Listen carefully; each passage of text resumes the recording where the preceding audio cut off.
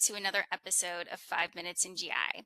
Today, we are welcoming back Dr. Joy Liu, a GI physician at Northwestern University and one of IFFGD's junior academicians.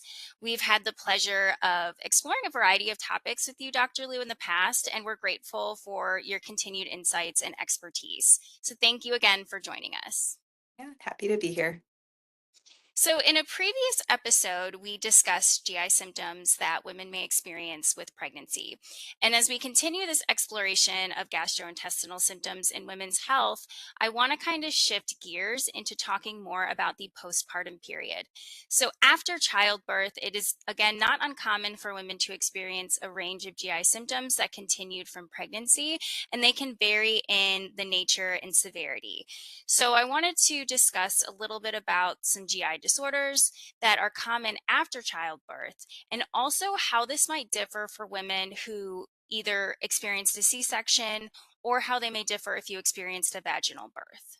Mhm. Probably the most common issue that we see associated with pregnancy and delivery would be pelvic floor disorders or issues related to having bowel movements after delivery. And so we will often see that, even for women who have had C-section, who have not had a vaginal delivery and required pushing, that there still is an impact on pelvic floor muscles just from supporting the weight of a pregnancy and, being pregnant during 9 months. And so I actually recommend to people that if they're able to, that they consult with a pelvic floor physical therapist at some point during the third trimester, just to get some education on pelvic floor disorders, what they could potentially expect in the immediate postpartum phase, and what they might expect later on, maybe a year or two afterwards. Immediately after delivery, women's functions are sort of all over the place. It really depends so much on your individual delivery situation, and the body needs time to recover and heal. And there's a lot going on just with you learning how to care for a new baby. But oftentimes, as healing progresses over the course of 1 to 2 years, and that's really, the kind of recovery time that we expect to see for women's bodies. Women may start to notice, oh, I thought something was just a temporary change. Now it seems to be lasting a little bit more. Some of those changes could include difficulty with evacuation, feeling very constipated, feeling like you can't get everything out that you need to. And for other women, it might be incontinence or having leakage, having accidents, feeling like you have to continue to wear a diaper or pad. And that's true for urinary incontinence as well. So that is probably the most common issue that we see in the postpartum period. A lot of the upper GI symptoms that we talked about during pregnancy, like heartburn or nausea and vomiting, those tend to get better. However, there are more uncommon situations where those continue after pregnancy as well. And that might require going management, either with a primary doctor or a gastroenterologist. So much. I think that's so important to touch on. And for many of you that don't know how IFFGD was started, the founder of IFFGD actually created this organization because she gave birth to her child back in the 90s and unfortunately experienced prolonged bowel incontinence from that.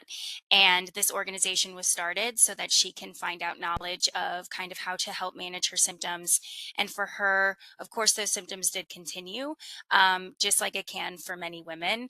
And so, just like you said, it's so important to be familiar with things that can happen after childbirth and know that you're not alone in what you may experience.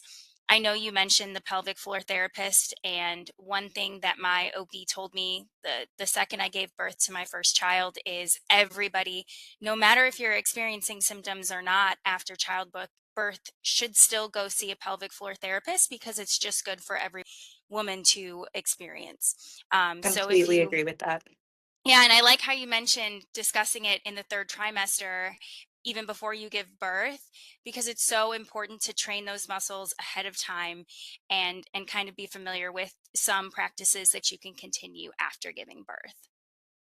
Some details that I will tell my patients to be aware of or that I will ask during clinic visits might include how long your pushing period was for if you're delivering vaginally, because that can affect muscle function.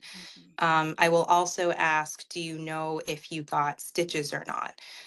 Meaning, do you know if there was a tear or not? Sometimes during delivery, there's, a lot is going on. And so you may not, people may not be telling you these things unprompted. So after the immediate chaos has passed, it's good just to review with your OB team. Did I have any tears? Were there any issues that you saw during my delivery? And then just holding on to those details can be important for your recovery afterwards, so that if you're not improving the way that you expected to, you can have that information for your clinicians. Absolutely. And I think a lot of these conditions and symptoms can go under the radar for a lot of women because it's been so normalized to say this is common. This is something that many women experience. But I just want to throw out there that even though it's common, it's not normal to have prolonged pain after childbirth. Hmm. And so it's something to always get checked out. Definitely. Well, thank you so much. That was really, really great. Again, that's all the time that we have for today. I wish we had more time to discuss this. If you are a patient and you are watching this video and this kind of resonated with you, or you have any further questions, please email us at ifftd@ifftd.org.